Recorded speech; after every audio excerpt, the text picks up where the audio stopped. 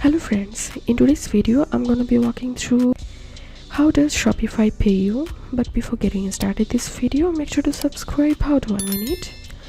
When you set up a payment provider to accept credit card payments, each payment must be processed, so there is usually a delay between when the customer pays for their order and when you receive the payment.